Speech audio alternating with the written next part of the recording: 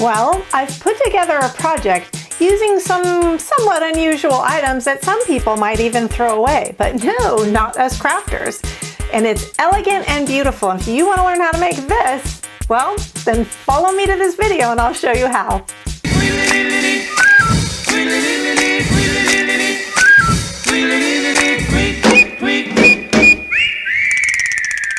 What's up, Glue Dots? I'm Elaine, the Midnight Crafter. Ooh, am I ever excited to show you today's project? I thought I was in a bit of a crafting funk, then poof, out of nowhere this idea came to me, and it came out even better than I thought it would, and I absolutely love it. Well, I had to come up with something extra special because this video is a collaboration with Heidi Sonboul, and if you're not familiar with her, well, you should definitely check out her channel. She is extremely creative and does fabulous work. Let her know I sent you because I want her to know how appreciated she is. I'll leave a link to her channel and the video down in the description box below. If you're coming to me from Heidi's channel, welcome and thank you so much for stopping by. Well, if you're ready to see this project, hit that thumbs up button below and we will get this party started.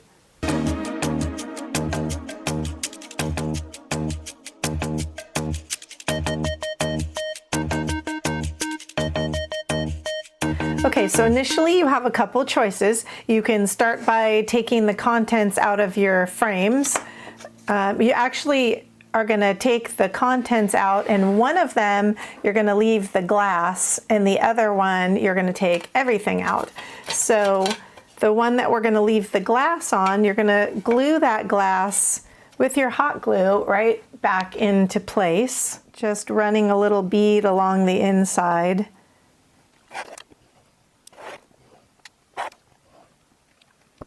And I'm going to set that aside and let it cool off.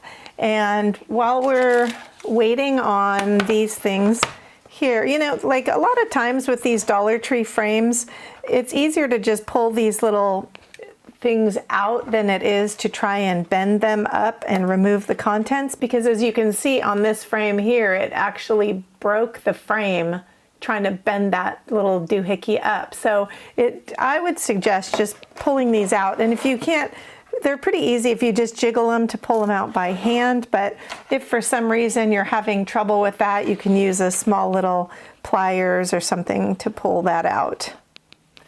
Next thing we're going to do is take your little plastic silver spoons, and we're going to be breaking this little bowl part off of the spoon. They're super easy to break. I'm sure a lot of you have already done this, but if not, I just put my thumb in there and just slowly bend it down, and they always pretty much snap off at the same spot. Occasionally you'll get one that breaks off a little lower, but just go ahead and bust off a whole bunch of those. Now, I've done a lot of projects that I've used those little spoon tops for, so I actually have a whole bin full of them. So what I'm going to do is take my frame that has the glass in it. This is going to be my bottom frame, and we're going to start by laying out. Now, you may not get the exact same frame that I got if you can't find these graduation frames that I bought. So any frame will work, but I would recommend when you take your frame, lay out your little spoon handles so that you know how many of them you're going to need. When you lay them out not from this outer edge, but from this inner edge, because that's where you're actually going to be gluing them. So I'm going to be putting a dot of glue down here at the base. And I'm going to set it right in place in the corner there, up against the side wall here of my frame. We're going to go all the way across and glue all of them in just like that. This is what it looks like so far with the one side done, and we're just going to continue on all the way around and do the same thing.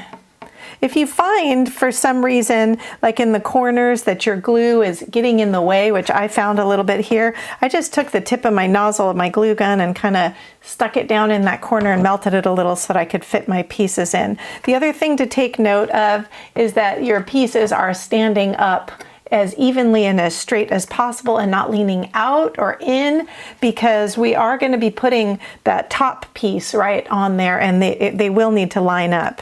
and they have a little bit of flexibility, but you don't want to have it so much that it's straining it and that they break. Okay, I have them all in place all the way around. It's looking cool in and of itself right now. So a couple things just that I should have backtracked in the beginning, but when you're choosing your frames, I like these because they're very just flat. There's no decorative bevel to it or anything. As long as, I mean, it's fine to have a decorative bevel. I was going for a little more kind of cleaner, chic sort of look, but just the key is to make sure that this inside is nice and flat and not kind of beveled or anything like that. So if you guys are getting value from this or you're enjoying this, don't forget to go down below and give me that thumbs up and leave me a comment. Let me know what you think. I'm going to also link at the end a video for my little mini medicine cabinet. So if you end up using this as a tray in your room, you can make the medicine cabinet to sort of match it, but I'll link that at the end. Don't forget to check that out if you haven't already. And these also, if you guys are interested, you can paint them. I thought that the black looked really good and I liked the way it was, so I just left it that way. But what we're going to be doing is we're going to be putting this, now this is going to take some finagling, I'm not going to lie here, and I found the easiest way was to put the empty frame on the bottom and then flip this and put this on top. What we need to do is get all of these little pieces on the inside of there, and I'm just kind of putting one side in and then squeezing in the sides, and the hardest one is to get that last one in and keep everything else in. So I thought about maybe sticking a giant rubber band around it. Maybe you can try that. Or if somebody can help you with this part and kind of hold in two of the sides while you push in the other side, that's also helpful. I think I almost got it. I think I got it. By Jove, I think she's got it. Wow, that was actually, did I get it? That was a little quicker than I expected. I think I got it. I think they're all in there. Okay, so this is what it's like once it's all in. Looks pretty flippin' cool, doesn't it? I'm loving this.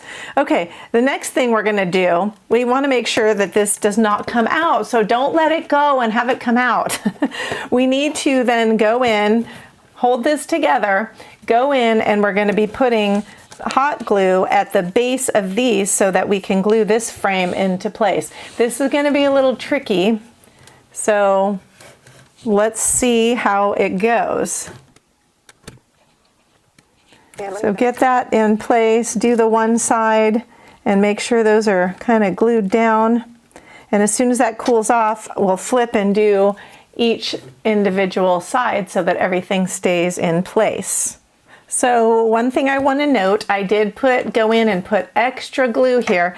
Instead of just going around and around and gluing, I'm going to go to the opposing side and glue it, because that way it will ensure that that little side didn't sneak off a little higher, and then when you go to put your other sides that it's lifted up.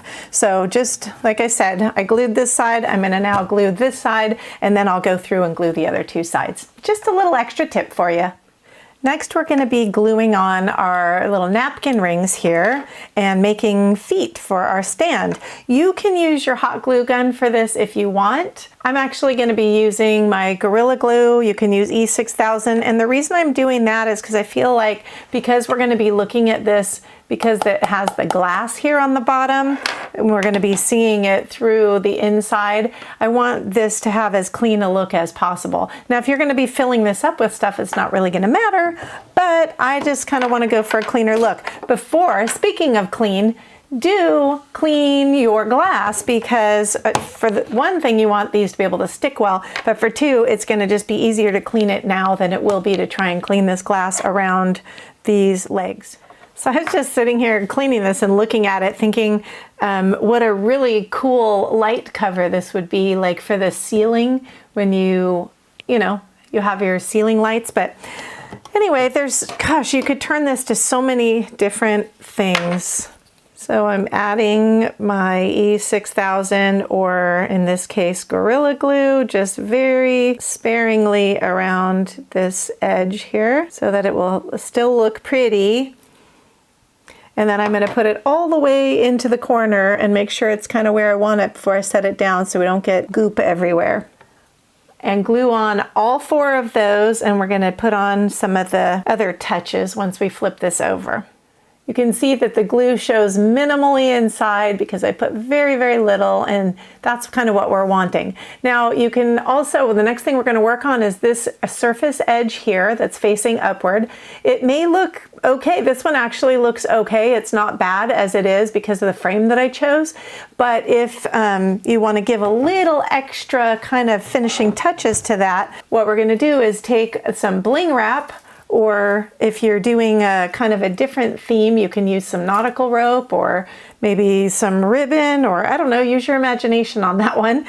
But I'm going to be using some bling wrap to kind of stay in line with my glam style here.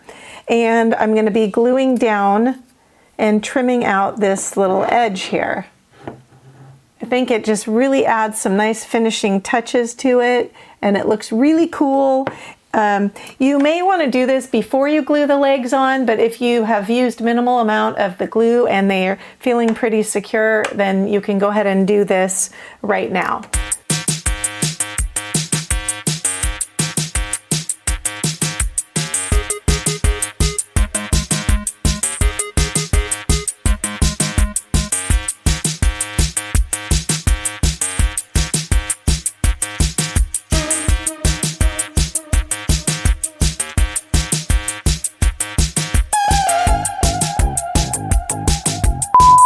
This video is a collaboration with Heidi Sonboul. And if you're coming to me from Heidi's channel, welcome and thank you so much for stopping by. Bye. Bye.